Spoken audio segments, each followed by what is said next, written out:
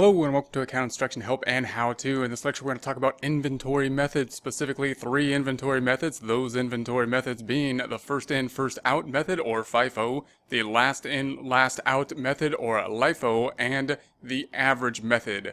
At the end of this we will be able to explain inventory methods under these 3 methods, FIFO, LIFO, and average, calculate inventory cost flows under these 3 methods, and record journal entries related to inventory cost flows under these 3 methods, and explain the effect of journal entries to accounts on the trial balance with regard to these 3 methods, and then we'll compare and contrast what the differences are between these 3 methods. Now, a quick overview of why we're going to use these 3 methods. Remember, when we're selling inventory, we're buying inventory, and then we're going to sell the inventory, and it seems fairly easy for us to track the inventory. We can count the inventory, we can have a periodic inventory system, we can have a perpetual inventory system, but we're able to do a physical count. We're able to see how much inventory went in and how much inventory went out.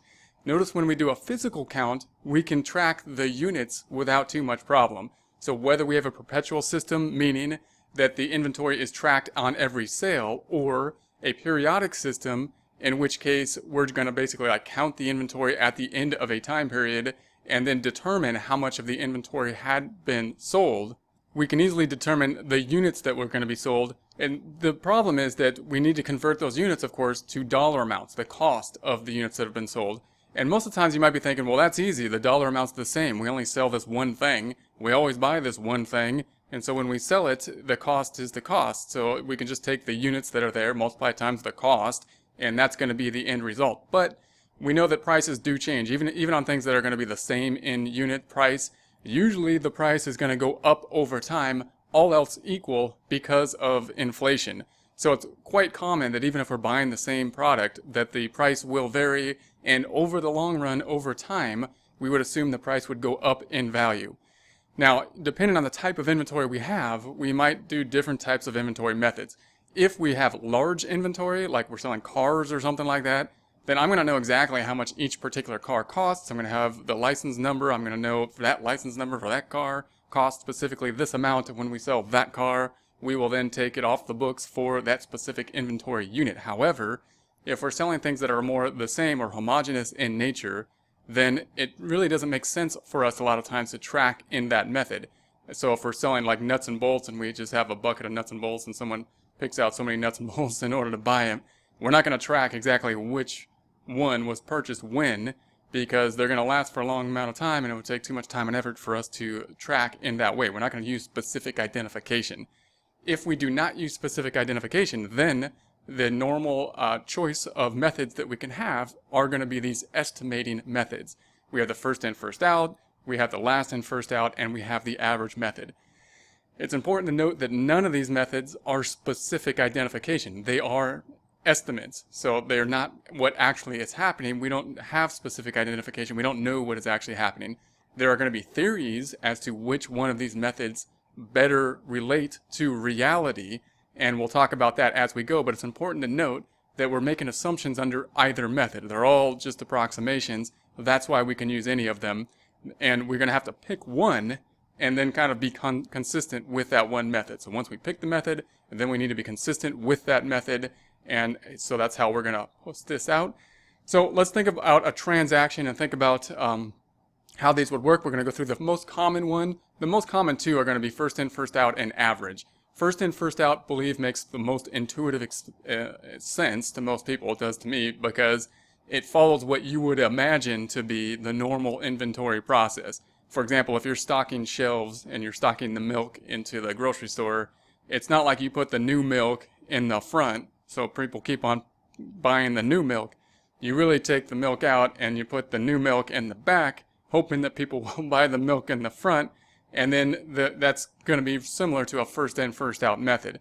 So we would assume, even if you're not talking about products that are perishable such as milk, even if we're talking about nuts and bolts, I would assume that we would want to sell the older ones first if possible.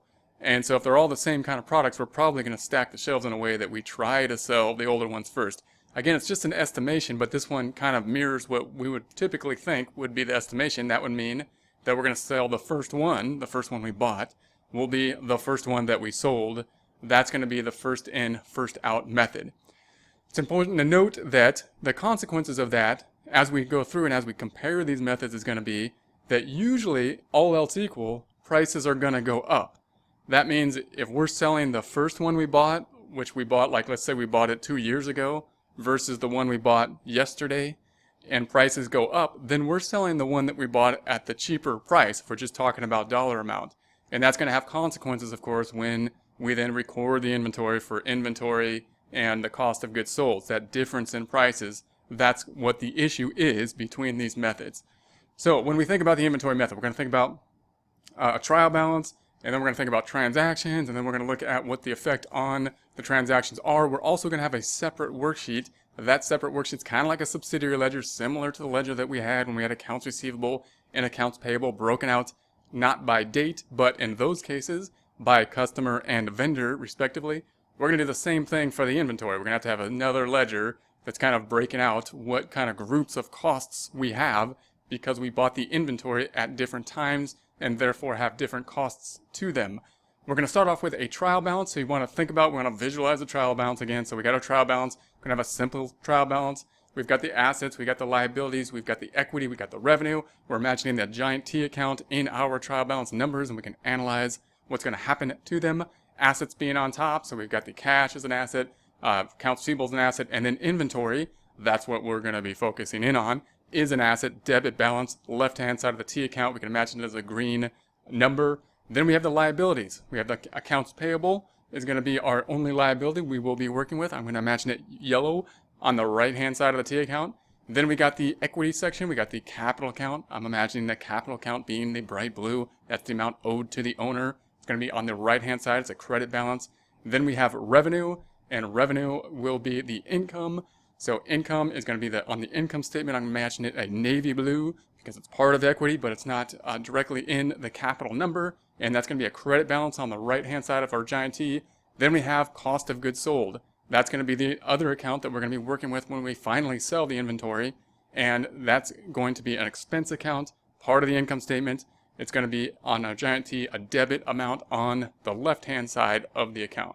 Under that, we can imagine all the other expenses as well, utilities expense and supplies expense. Now we're going to start off assuming that there's a beginning balance as of the beginning of our process in inventory. And I'm going to assume that the books have the beginning inventory on the books at 5,000. So we're going to say 5,000 in inventory. Now when you look at the trial balance, of course 5,000 doesn't mean 5,000 units. We don't have 5,000 widgets necessarily, unless they're all $1 each, but we have 5,000 units. Then we need to, we have $5,000. Then we need to figure out, the subsidiary ledger tells us how many units are accounting for those 5,000 and how they're being grouped, how they're being valued, how they're being sold. So if we think about the subsidiary ledger that backs up inventory, we often break that out into 3 pieces as we work through the problem. We can think of the purchases. So whenever we have a purchase, we're going to have 3 columns related to purchase, and that'll give us the 3 columns of quantity times the units gives us the total. And that's going to always be the case. What's the quantity? What's the unit price that we're talking about? What's the total? We're going to have another 3 columns related to the cost of goods sold, and that's going to be the quantity, the unit price, and the total there. And then we're going to have the total inventory representing the amount that's still left. It's in ending inventory, the amount on the trial balance under inventory. And we're going to have quantity, unit cost, and total there. Now, right now we're saying that 5,000 units, that $5,000 represents 100 units. Those units all being cost at this time at $50. And so that's what makes up 50 times the 100 gives us that $5,000 number. That's what we're starting out with. 100 units, $50. Trial balance amount is in dollars, not units, of course, at $5,000. Next thing that's going to happen is we're going to say that we purchased 400 units at $55 each. So we purchased 400 units, and you can think of the journal entry is going to be really easy. We've talked about this journal entry before. It's not going to change. We are going to think, well, is cash affected? No, cash isn't affected because we usually purchase on account. Therefore, it's going to be an accounts payable. I usually think about what we got. We got inventory. So inventory, if we look at our chart of accounts, we look at inventory, and we see that it's in the assets section. Assets with debit balances, usually the green accounts, left-hand side of the account of the T account. We are going to make it go up because we got more of it. Therefore, we're going to do the same thing to it as what it is, which in this case would be another debit. So on our journal entry then, we're going to debit inventory. How much? Well, we got 400 units times $55. So we're just going to multiply that out, get 22,000. There's no estimation in this part of our transaction. This has nothing to do with the estimations, which will come into play later. This is what it is. That's how much we paid. That's the actual reality number. And then we're going to have to credit something for that 22,000. And we didn't pay cash, so we're not going to reduce cash. What are we going to credit instead? We are going to credit the accounts payable. So if we post that out, then we had the 5,000 beginning inventory. We debited it 22,000. So now we have 27,000 in inventory. And the other side of it, we had cost of goods sold. I'm saying I had 12,150. We credited it, making it go up in the same direction by the 22,000, bringing it up to 34,150 in the accounts payable. Now the issue is we need to track that $27,000 worth of inventory on our subsidiary ledger. This is where we're going to bring into place these three different sections. We've got the purchases, then we've got the cost of goods sold, where we sell the stuff, and then we've got the inventory. So this is going to be a purchase. I have the first three columns, purchases. Under purchases, I've got the quantity, units, and total. And I'm going to put under purchases that we purchased 400 units at $55, multiplying those two out to get total purchase of the 22,000, backing up that 22,000 purchase amount. Then over in the total, if I go to the third column, the total and the ending balance, remember what we had in there before was 5,000 units.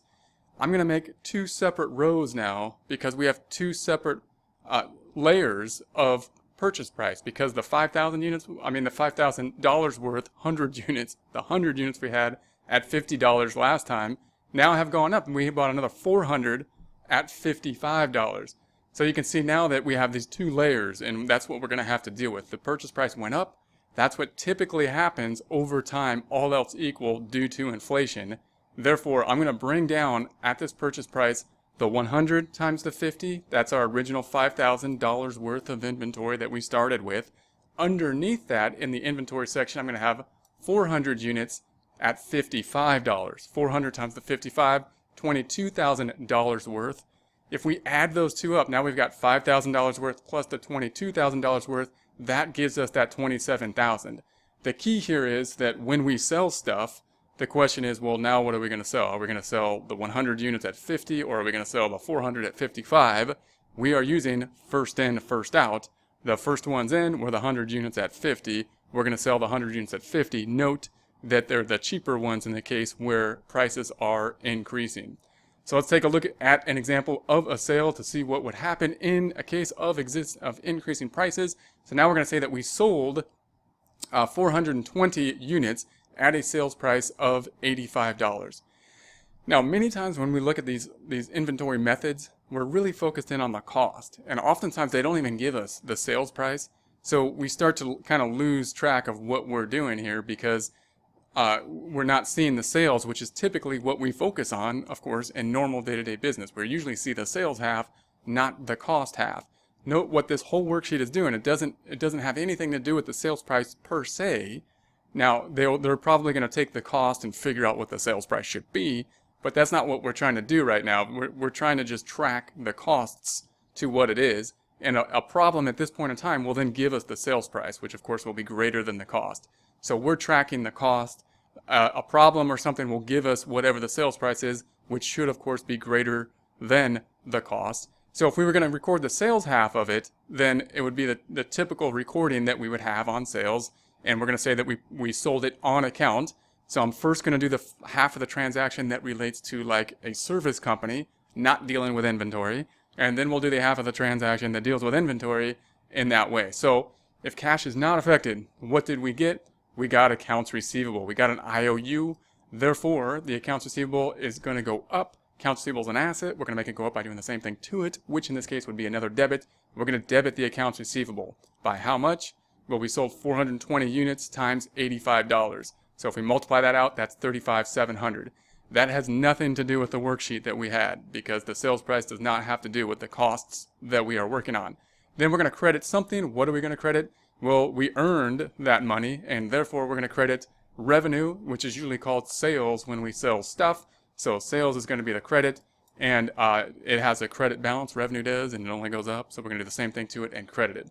So we know that accounts receivable then is going to go up, and revenue is going to go up. We're going to debit accounts receivable, making it go up. We're going to credit revenue making it go up as well. Second half of the transaction is going to deal with inventory. So now we have inventory. It's going to go down because we sold the inventory in order to generate the revenue. And so if we look at inventory on our trial balance, it's going to be an asset account. It's up with the asset areas. It's got a debit balance. We know that it needs to go down because we gave the inventory up. Therefore, we're going to do the opposite thing to it as what it is. It's got a debit like all the other assets, or most of them. And therefore, we're going to do the opposite and credit it. I'm going to show this like we have before in a separate journal entry. We're going to have a separate journal entry, even though it's happening at the same time as the sales half of it. And we're going to credit inventory. And then we're going to debit something related to selling the inventory. And that debit's going to be cost of goods sold. So we're debiting cost of goods sold. That's the expense. That's going to increase the expense, decrease net income, and we're crediting inventory. Problem is, is that a number going to be? What are we going to debit and credit related to inventory?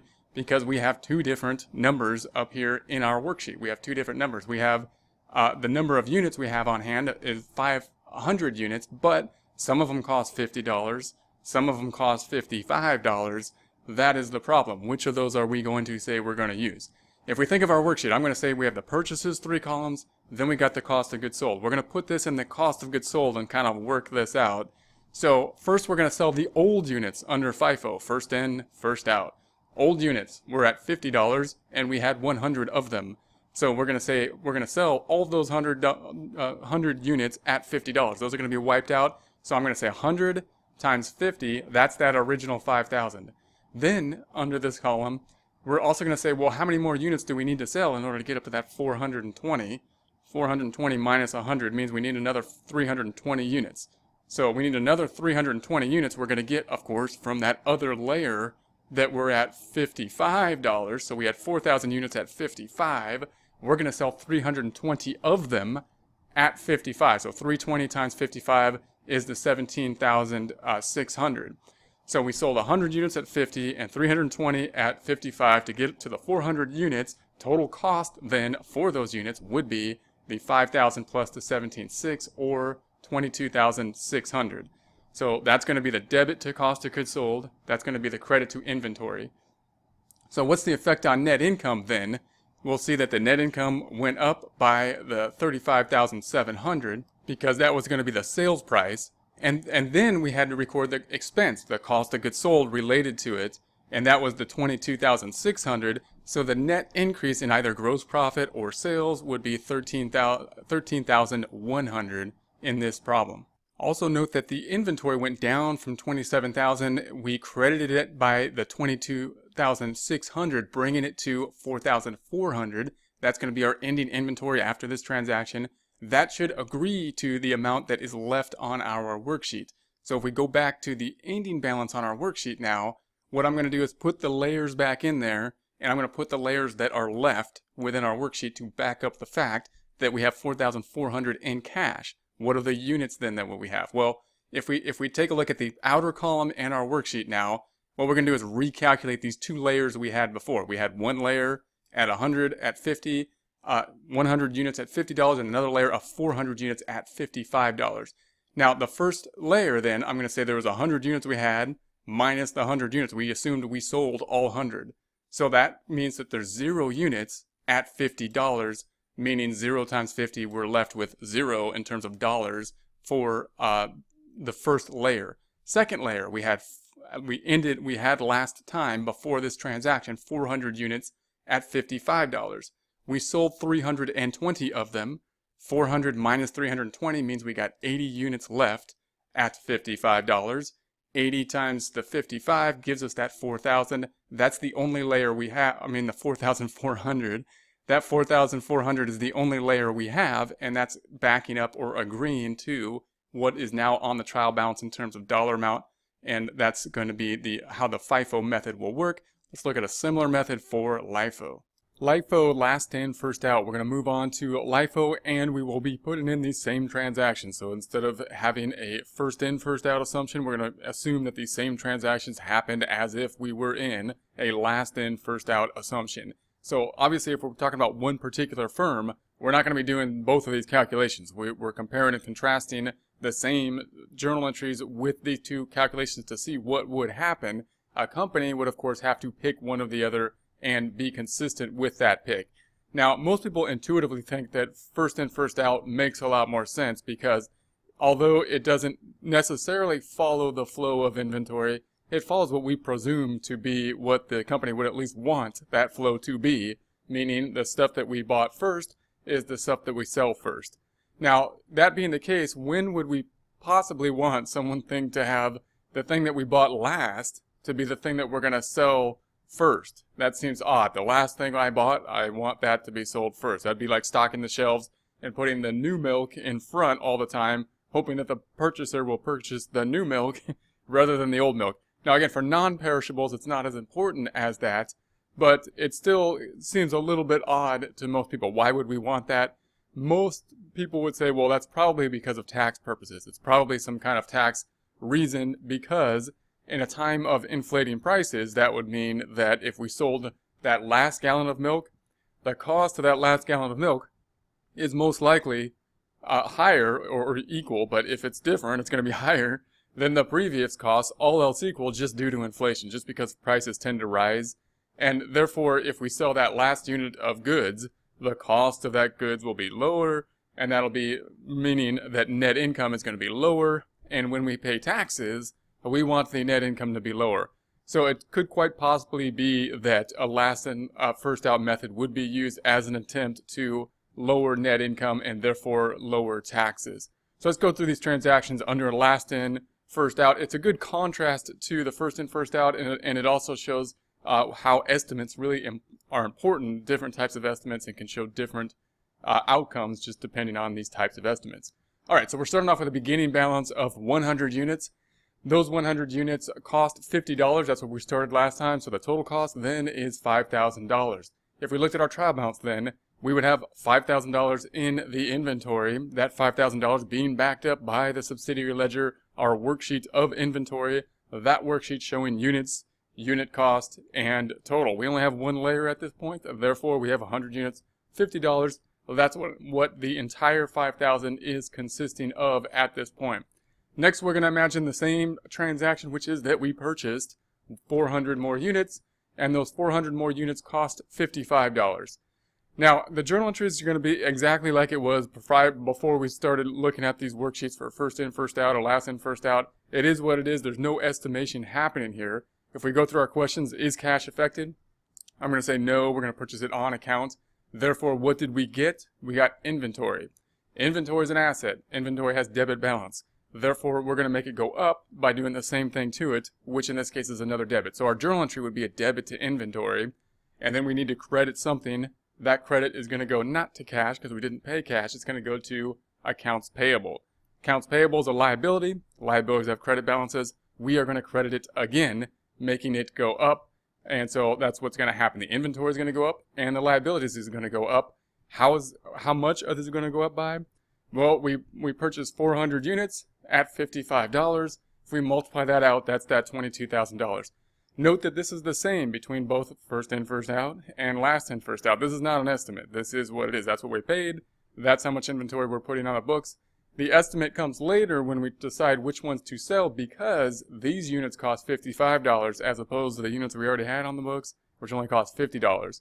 So if we look at our worksheet, typically a worksheet will look like this. It's going to have that 3-column layout or 3 areas of it. One, the purchases column, then the sales column, and then the inventory column, meaning that's the total that is tying out to the trial balance. So in here, we purchased more stuff. So I'm going to put in the first 3 columns of our worksheet, I'm going to record the purchase. So as of the date of purchase, we purchased 400 units at $55. Multiplying those times together gives us the 22,000 units.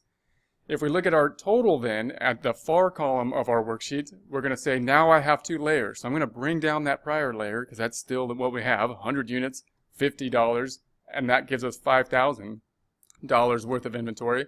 And then I'm just going to add to it in our total column the new units that we purchased. 400 units, $55 for 22,000. The 5,000 plus the 22,000, that gives us the 27,000. That should then tie out to what is on our trial balance, which it does. Why? Because when we posted that journal entry to inventory, we started with 5,000. then we debited the inventory for $22,000, the amount that we paid, bringing the inventory up in terms of a dollar amount to $27,000. So that's where we're at this point.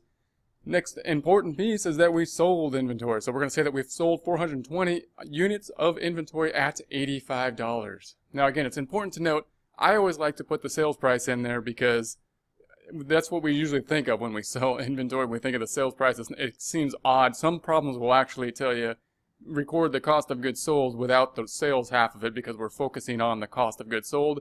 But it's good to look at the full journal entry because that's what we've seen before. We're focusing in on the cost of goods sold, but obviously the cost of goods sold is going to be related to the sales item. But remember, if a problem gives you the sales amount, that sales amount has nothing to do with our cost worksheet necessarily. Somebody, management, did take the costs that we have and mark it up to come up with the sales price in some way, but that's not the focus of these problems. The focus of these problems is to concentrate on the cost, not on the sales price. So keep that in mind. So that means that when we record our journal entry, the first half of it's going to be very similar to what it would be in like a service company. We're just going to record the revenue and the accounts receivable. So how would that work? We're going to go through our questions. Is cash affected? I'm going to say no, it was sold on account. What did we get then? We got AR, accounts receivable. People owing us money because we did work. It's an asset, has a debit balance. We got more of it because people owe us more. Therefore, we're going to debit accounts receivable. The credit then, what's the credit going to go to? Well, the credit, people are going to pay us because we did work in this case and earned revenue.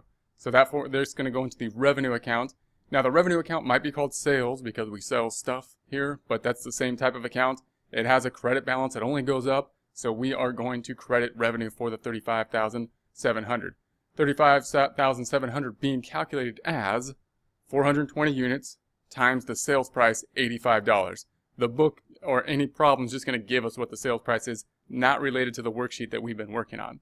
Second half of the transaction, that's what we need to focus in on because that's where the numbers will come from our worksheet. What's the second half of the transaction? Well, we had to give up inventory in order to generate that revenue. Therefore, inventory is going to go down, and we're going to have to record that part of the transaction.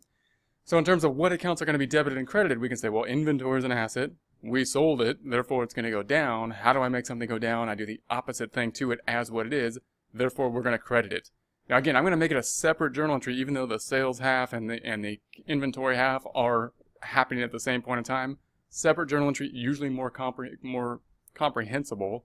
Therefore, a second journal entry, second account in the second journal entry because it's a credit, will be a credit. And I'm not going to get the dollar amount now because we're going to have to figure out what that is. But we know it's a credit to inventory. Now, what's the debit going to be?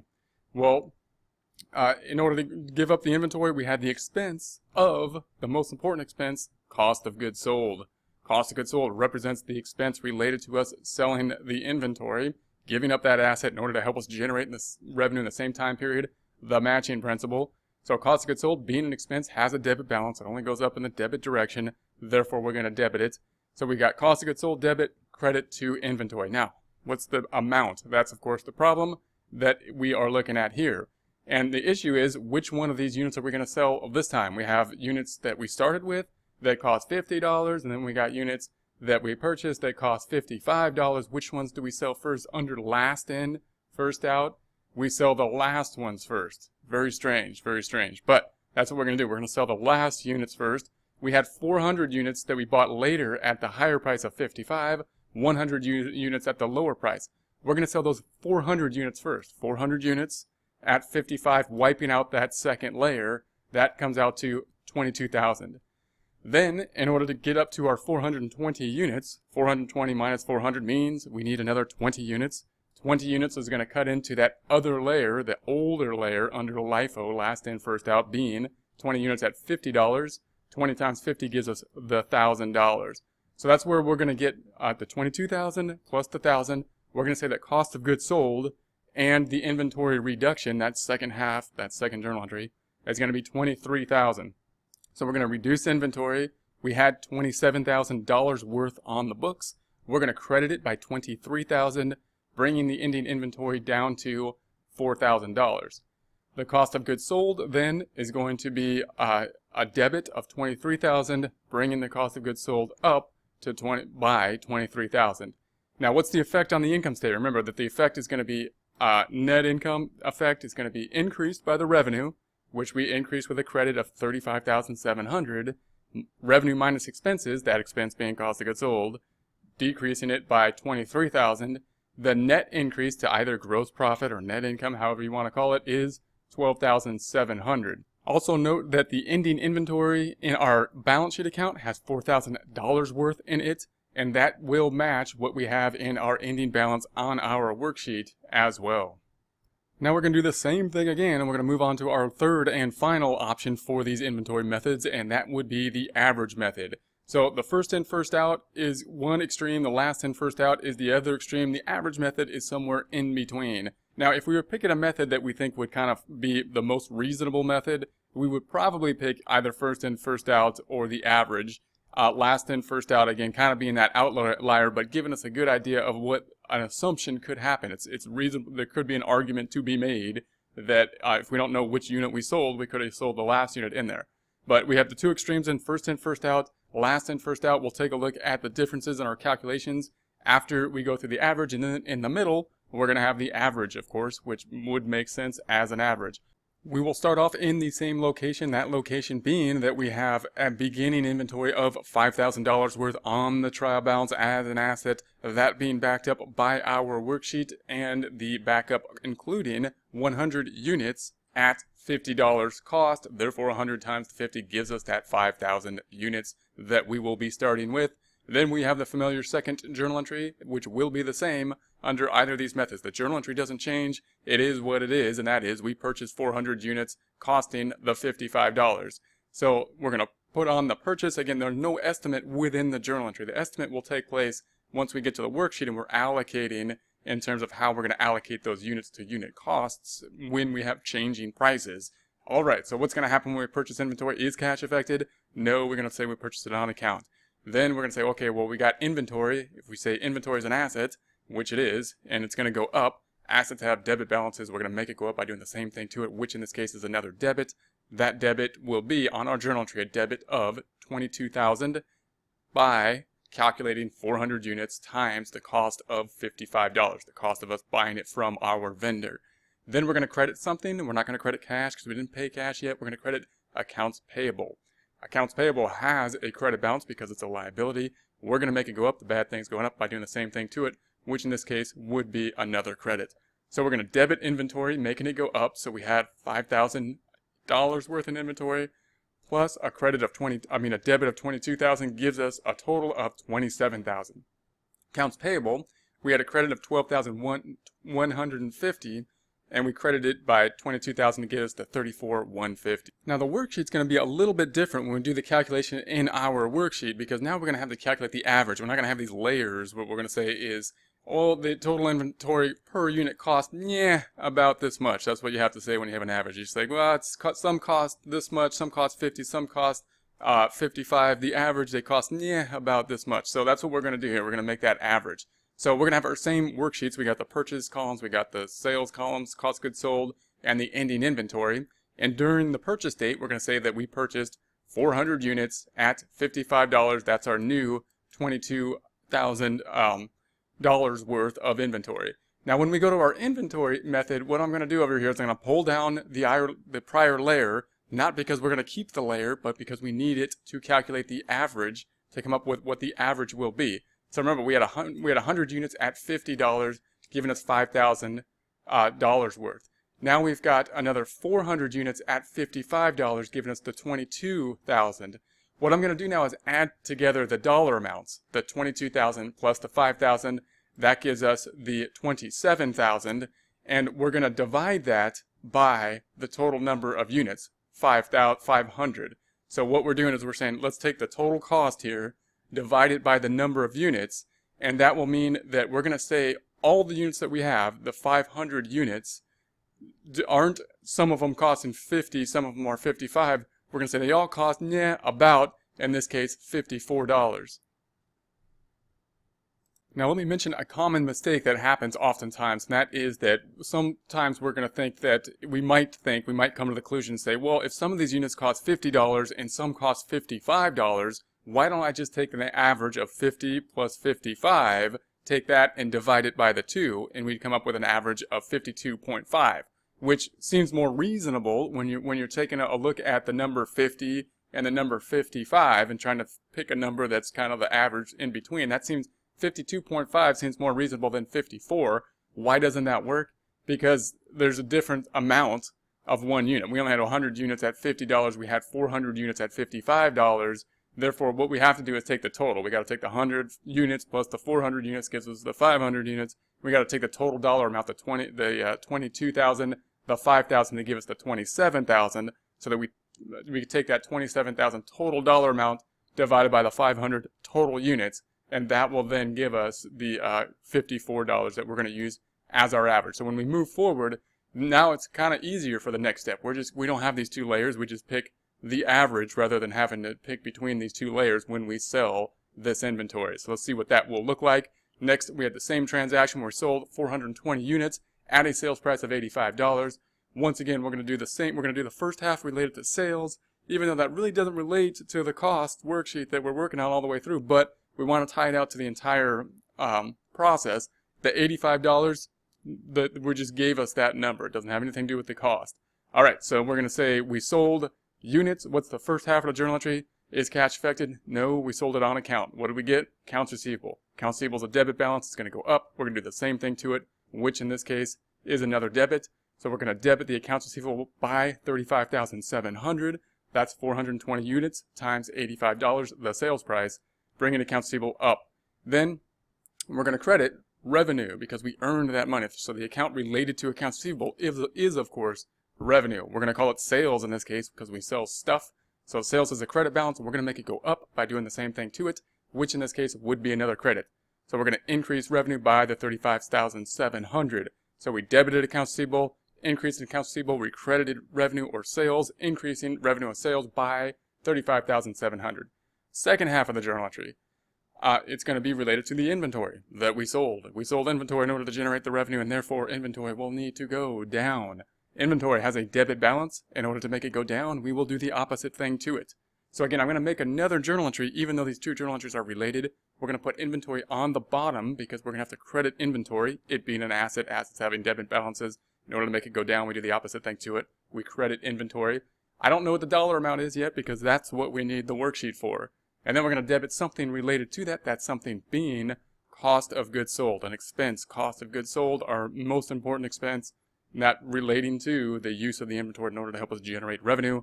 So we're going to debit cost of goods sold. When we record that, it'll increase the cost of goods sold expense, decrease net income, and decrease inventory. But what will the number be? So we're going to have to go to our worksheet. In the column regarding the sales column, or the cost of goods sold calculation, we're going to say that we sold 420 units. The question is, what are we going to price those units at? Well, we bought some at 50, we bought some at 55, but we determined that the average is, about $54. So that's what we're going to do. We're just going to say that we have $54 worth on average. Take that 420 times the average of $54 to get the 22,680. So we're going to debit cost of goods sold, 22,680. We're going to credit inventory, 22,680. When we do so, that will give us 27,000 inventory minus the credit of 22,680, or 4,320 left in ending inventory. Cost of goods sold is going to go up by the 22,680. What's the effect on net income from this transaction? It went up from the sales of 35,700 minus the increase in cost of goods sold, 22,680. Net increase 13,020. On our worksheet during this sales price, we need to record the reduction on the worksheet. So what we're going to say, we had 500 units. We sold 420 of them. 500 minus 420 gives us 80 left.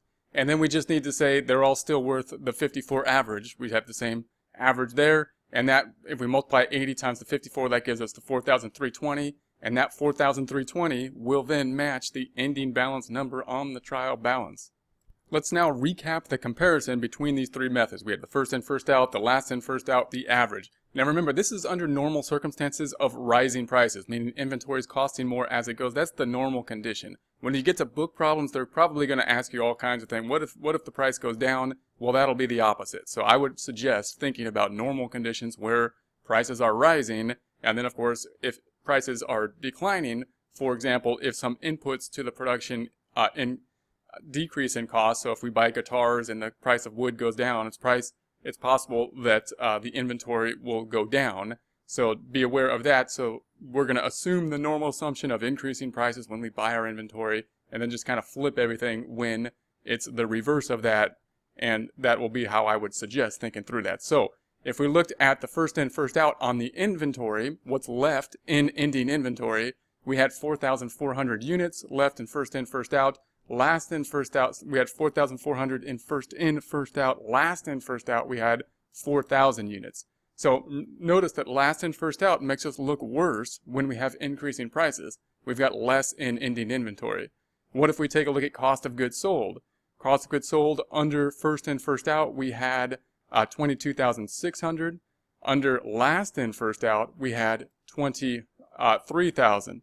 So 22,600 being less than 23,600, first in, first out has less cost of goods sold, less expenses. That makes it look better. So because the income minus the expenses gives us net income. So what's the comparison of net income? Under first in, first out, we have net income of 13,100 in, first out versus 12,700. So the net income is higher. So notice when we talk about the balance sheet account of inventory, the income statement accounts, a net income, we're usually better off, we look better when we use first in, first out. When would we not want to look better? When we're paying taxes, which is when last in, first out is probably most effective. Now the average is going to be in between.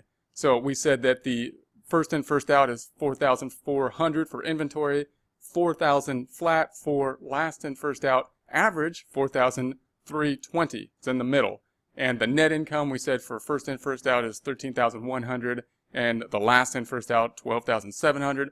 The average is in the middle, 13,020. So if you're looking for an inventory method that makes the most sense and not considering probably taxes, you're probably considering the first in, first out or the average. If you're considering possibly lowering taxes, that might be at a time when last in, first out would be something of an option. If you're looking at book problems, remember that if the prices are going down because of the inputs are going down for whatever reason, inventory is going down, then all of these assumptions are going to be flipped, meaning first in, first out will make you look worse than last in, first out.